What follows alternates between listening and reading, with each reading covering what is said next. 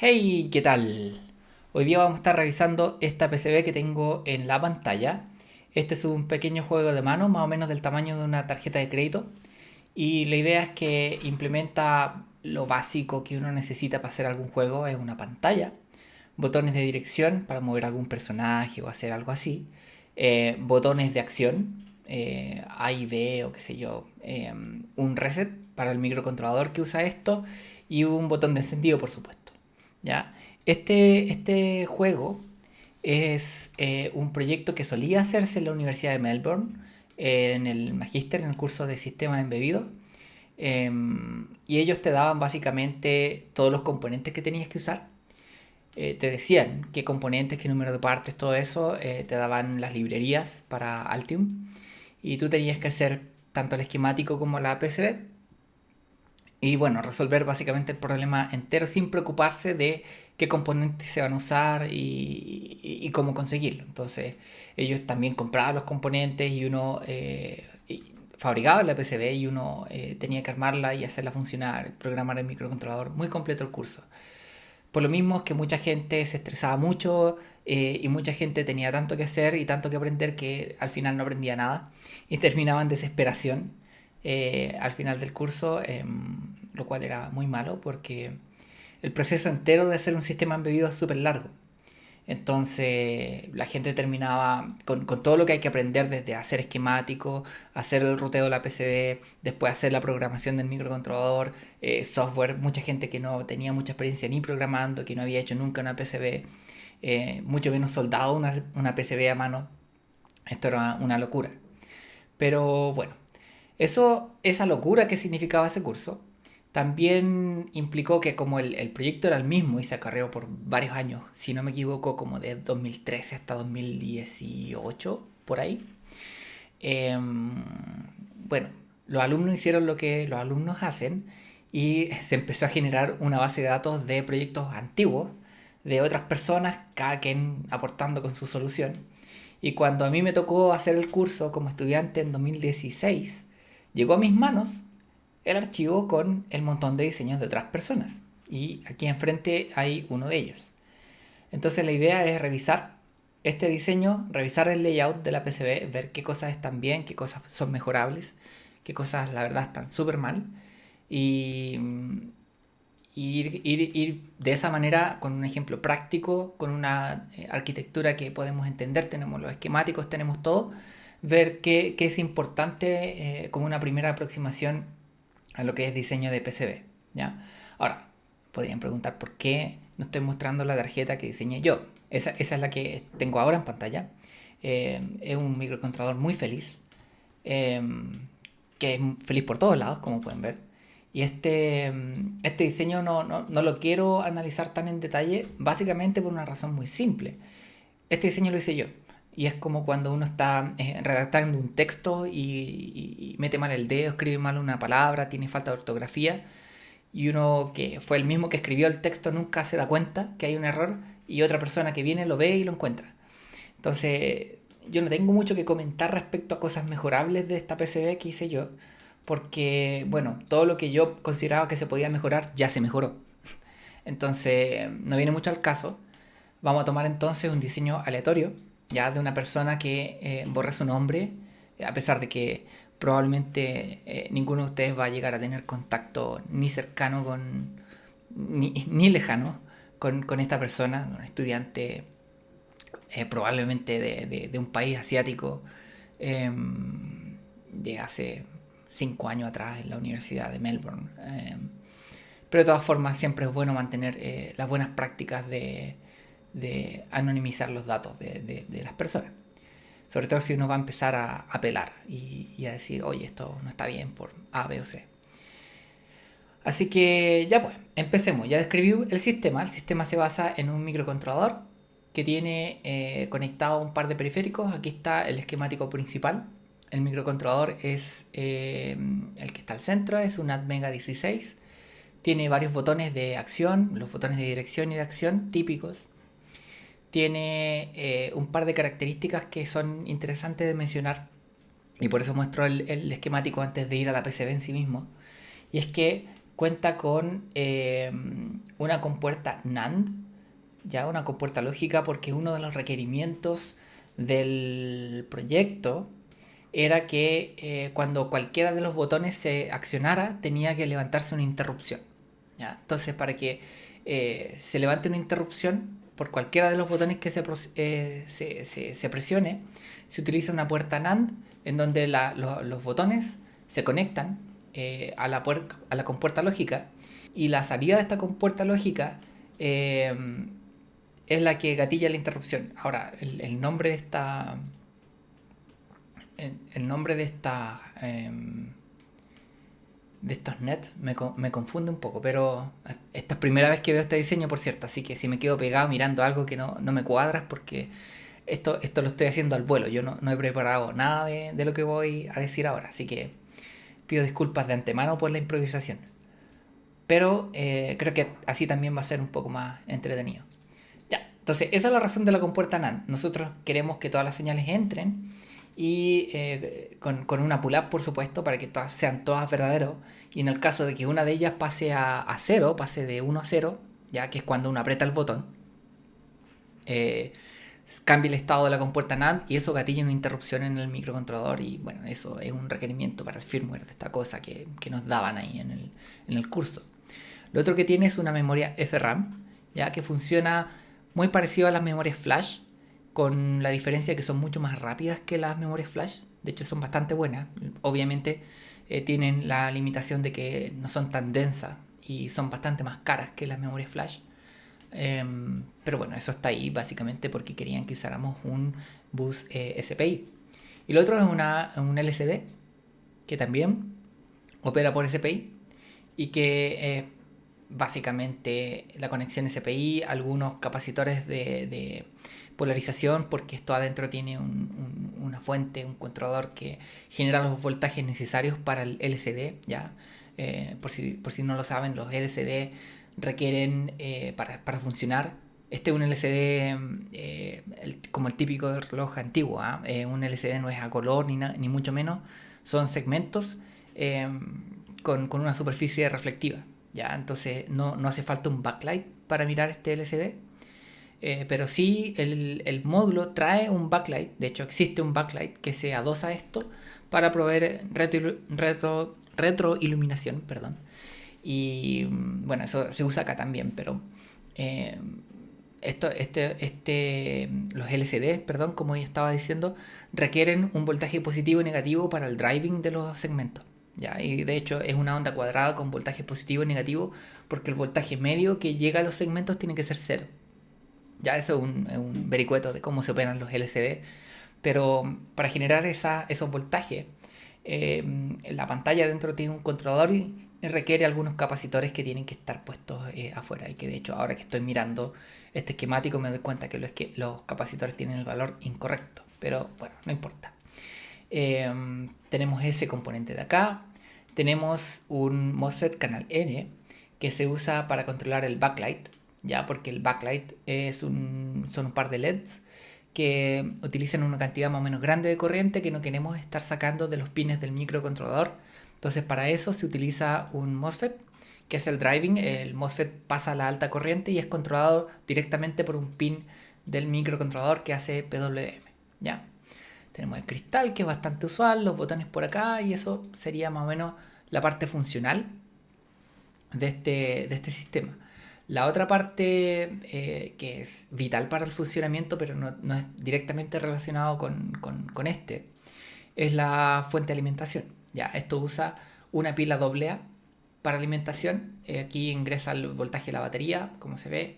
Este es un regulador el modelo es SC120, que no sé por qué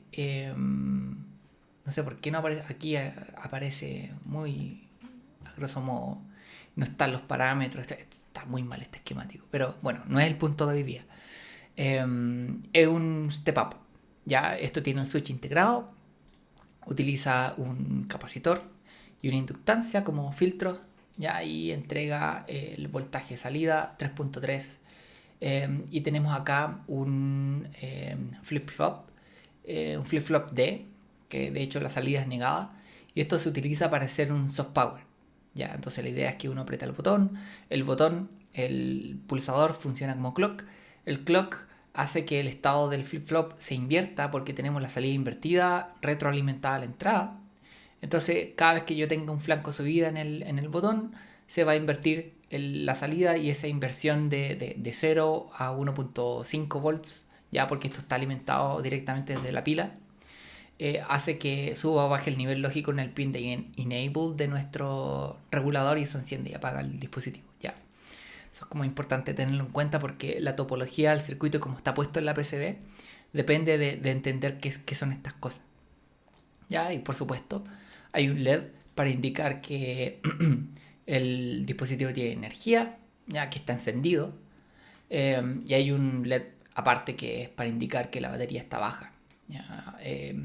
Eso se hace mediante la medición de la batería desde el terminal y eso llega a un conversor análogo digital en el microcontrolador que después controla este LED básicamente como un LED cualquiera.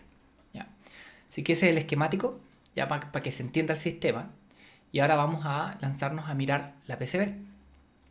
La PCB es una PCB de 2 capas. Ya no había presupuesto para más capas, lo cual es bastante razonable. Y ya vieron cómo se veía en 3D esto, ya físicamente es muy parecido.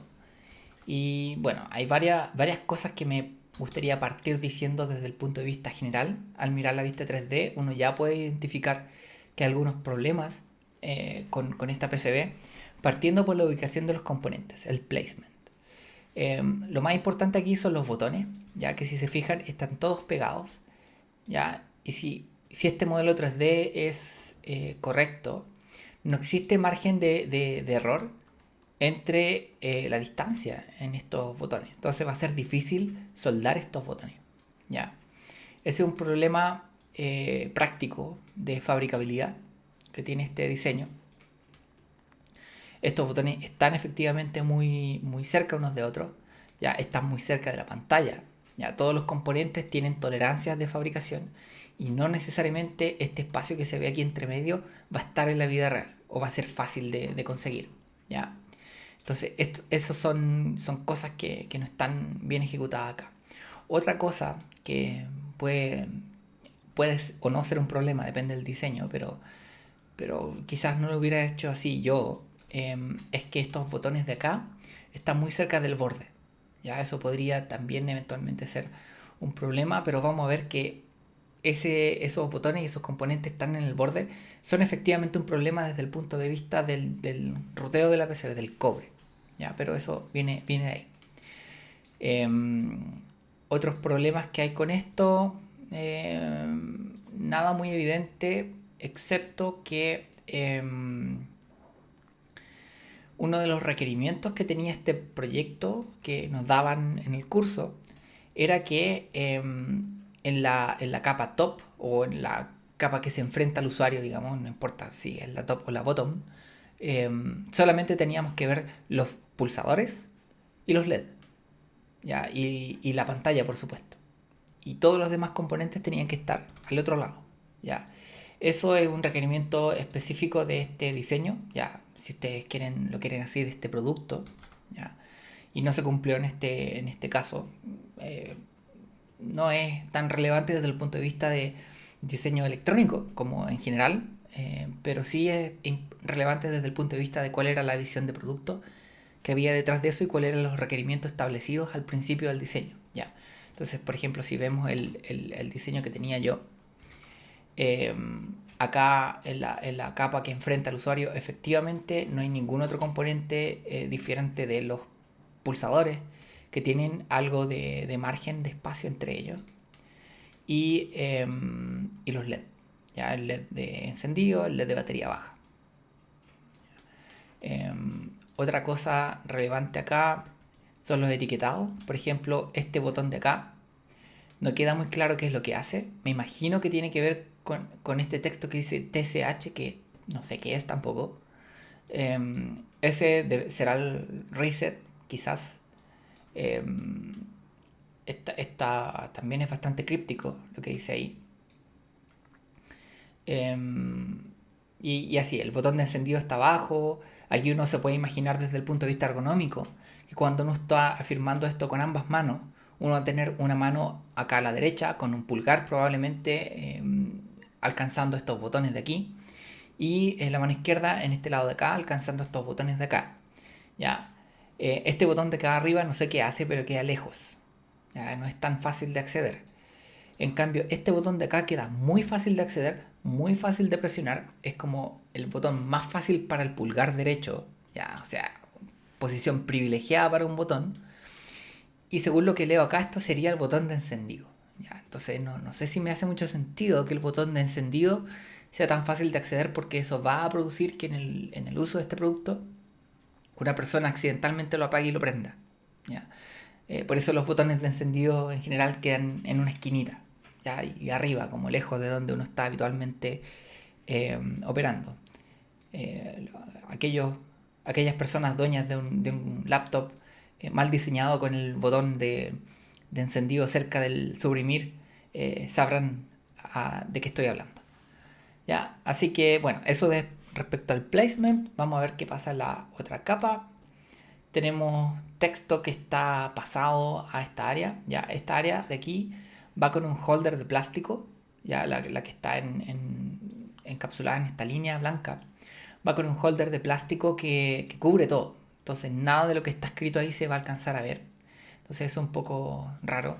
No sé qué pasó aquí tampoco. No sé por qué estas vías no están cubiertas por máscara de soldar.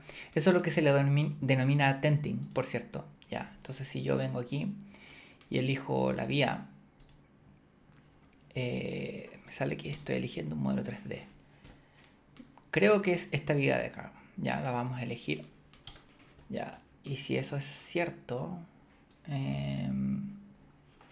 no, perdí la selección.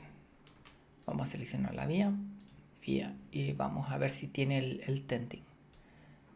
Sí, está. Ya, a ver, este también está. ¿Será ese o será este el que nos está dando problemas? Aparentemente es este de acá. Ya. Eh, esto es un pad, no es, no es una vía. Está bien extraño eso. Solder mask expansion. O no. O si es una vía, no, si es una vía. Está bien extraño. Bueno, ahí le apliqué el tenting, ¿ya? Y eso hace que lo cubra la máscara de soldar. Eso es súper útil porque evita que nosotros tengamos cobre expuesto que puede ser muy fácil de cortocircuitar cuando estamos trabajando sobre la PCB, sobre todo si estamos haciéndolo a mano. Ya, así que se recomienda en la medida de lo posible hacer el tenting. Obviamente todo esto tiene criterios, o sea, hay hojas de datos de componentes que dicen usted no haga tenting, porque queremos evacuar más eficientemente el calor y por lo tanto queremos que estén las vías expuestas y además con un polígono de cobre al cual usted le pueda adosar un disipador porque esta cosa genera mucho calor. Ya ese es un caso específico en el cual el tenting no necesariamente es deseable. Así que como siempre estas cosas dependen del diseño. Ya, pero eso es más o menos lo que veo acá. Los nombres de los componentes están medio desordenados, ya, en general. Esto no sé qué hace ahí. Aquí hay una cuestión de lógica, donde estamos en el costado derecho que tenemos en pantalla.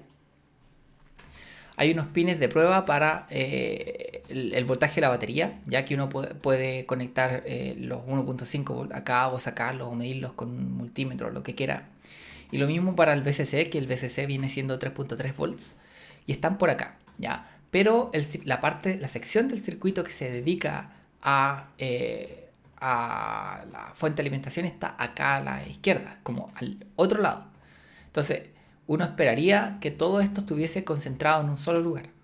¿Ya? Ese es un primer comentario de placement respecto a esto. Por ejemplo, acá me voy a dar la vuelta en este otro diseño.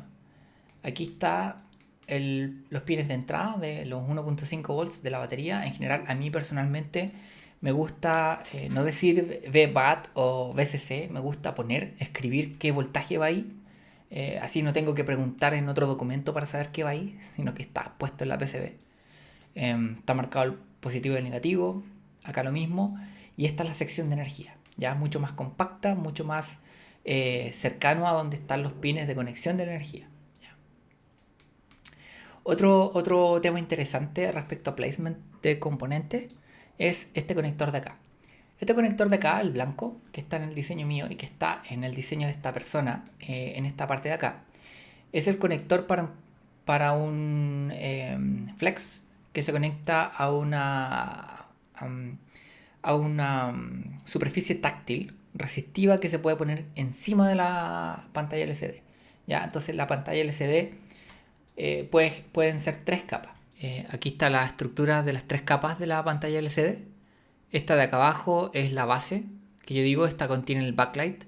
Ya, el backlight incorpora esta PCB blanca que está acá abajo con este pedazo de acá que es todo el difusor.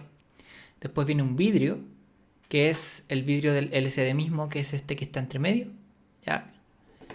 Por ahí se alcanza a ver que hay dos vidrios. ¿Ya? Y encima hay otro vidrio que ese es el táctil.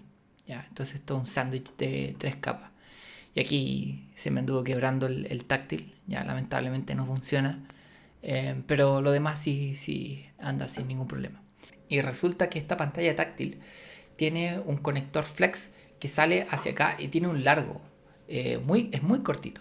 De hecho aquí se puede ver la tarjeta, la tengo en la mano física, el cable que yo digo, ya que sale de aquí, de los contactos que van a la superficie táctil y sale hacia el conector. Entonces esto claramente no tiene ningún margen de error y de hecho ahora que lo estoy mirando así con esta perspectiva está hasta un poquito corrido la ubicación de mi conector. ¿Ya? Pero estas son cosas que uno tiene que estar prestando atención cuando hace el diseño. ¿Ya? Ahí está, por ejemplo, una buena pregunta es si esos pines acá podrían hacer eventualmente algún problema, pero bueno, decidí arriesgarme como primer prototipo y no había problema, pero eso, la idea es tener en cuenta estas cosas. Y en este caso, el conector, esta persona lo puso para cualquier lado, ya mirando hacia adentro, ya sin ni siquiera una conciencia de que el cable aquí tiene que venir en esta dirección, darse la vuelta y qué sé yo. Así que mal por ese lado. Ya, así que esos son comentarios más o menos generales de placement. ¿Qué más puedo decir respecto a esto? Antes, todavía no hemos puesto, no hemos analizado el cobre, ¿ah? Ojo, que estos son puros comentarios respecto a la ubicación de los componentes y a la planificación de la PCB. Eh, ya vamos a tener un buen rato para hablar de las conexiones eléctricas, pero más o menos por ahí va el tema de la ubicación de componentes. Una cosa que me gustaría mencionar es que, y aquí pareciera estar relativamente bien, es que estos pines de abajo, ya los que van a través de la PCB, son pines que conectan el backlight. ¿Ya? Y el backlight es una parte que toma alta corriente que usa PWM. Por lo tanto, estamos hablando de corrientes más o menos altas en términos relativos, por supuesto. Pero al ser PWM una onda cuadrada, y esa onda cuadrada tiene alta frecuencia, ya porque los flancos, la duración de los flancos es lo que determina la frecuencia. Y tener pistas muy largas de alta corriente que cambian de voltaje violentamente implica emisiones electromagnéticas, ya implica interferencia. Así que de buenas a primeras parece bien que esto esté cerca. Lo que no sé cómo estará bien de planificado es la posición de la memoria FRAM, porque esta memoria comparte el bus de comunicación con el LCD, que los conectores están por el otro lado. ¿Ya? Entonces vamos a ver de ahí cómo están conectadas esas cosas. ¿Ya? Y bueno, aquí van a ver algunos comentarios respecto a la ubicación de los componentes de la fuente de alimentación, pero creo que por ahí estaríamos por el momento respecto a comentarios de ubicación de componentes y creo que es un buen momento para cerrar este capítulo y el siguiente va a ser respecto al cobre, ¿ya? Porque me desgasté bastante también explicando de qué se trataba el sistema, qué era lo que veía aquí, de qué estábamos hablando y qué era lo relevante. Y bueno, y todas estas cosas que ya hablamos recién. Así que lo vamos a dejar hasta acá por ahora. Y en el siguiente, la segunda parte de este análisis, vamos a ver qué salió bien y qué salió mal respecto al cobre que tenemos aquí frente a nosotros. ¿Ya? Así que estamos viéndonos muy pronto. Chao.